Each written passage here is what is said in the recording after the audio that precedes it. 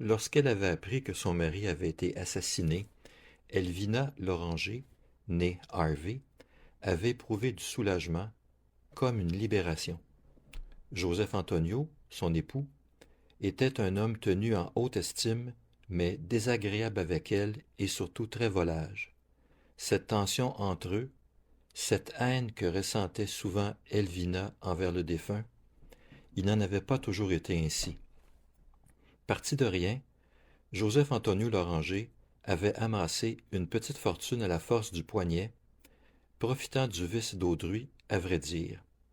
Pendant la Prohibition au Vermont, soit jusqu'en 1902, il avait été, en compagnie de son frère cadet Uldège, l'un de ces bootleggers canadiens-français qui approvisionnaient les Américains. Joseph Antonio, cupide mais non pas stupide, avait stratégiquement abandonné ses activités d'exportation avant que les autorités ne s'intéressent à lui. Lorsqu'il s'était retiré du domaine des spiritueux, Joseph Antonio n'avait que 24 ans. Il avait alors courtisé puis marié Elvina, de 6 ans sa cadette, la plus jolie fille de la région, généreusement dotée en prime. Les époux avaient quitté la vallée du Richelieu, leur contrée natale, pour s'établir à Montréal. La fin du 19e siècle avait vu émerger une cité industrielle riche et prospère qui contrôlait le commerce avec l'Europe et où toutes les entreprises canadiennes d'importance avaient leur siège. Peu après leur arrivée, John Matthews, un ancien fournisseur, avait invité le couple à un concert du compositeur et chef d'orchestre Ernest Lavigne au parc Summer. L'endroit, situé en bordure du fleuve, avait fortement impressionné les deux provinciaux.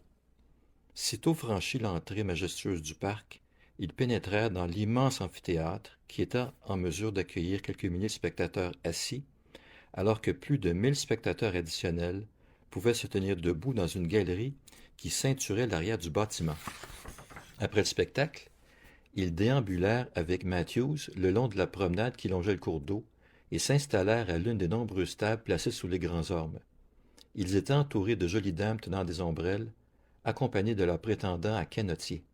« Je suis heureux que vous ayez pu vous joindre à moi, » avait déclaré Matthews après avoir offert une consommation au couple. Bière d'épinette pour Elvina et petit verre de fort pour Joseph Antonio. « Merci à vous de nous avoir invités, » avait répondu Elvina avant que son mari n'ait ouvert la bouche. « J'ai adoré le concert, et cet endroit est si charmant. »« Je dois dire que vous contribuez à accroître son charme, Madame Loranger, » avait répliqué l'homme sur un ton aigriard. À ces mots, voyant la moue agressive apparue sur le visage de l'époux, Mathieu s'était empressé de changer l'angle de la conversation. « Viens, Joseph Antonio, je vais te présenter à Sir Rodolphe Forgette. »« Qui est-ce » avait répondu un peu brusquement Loranger. « C'est un courtier à la Bourse de Montréal. »« Un autre. J'ai l'impression que vous voulez tous me préparer à investir et à me présenter un cousin quelconque qui va me plumer. » C'était un brin offusqué le jeune homme. Rodolphe est très influent dans le milieu des affaires. Il était millionnaire à 40 ans. Là, tu m'intéresses, avait souri Loranger en changeant de ton.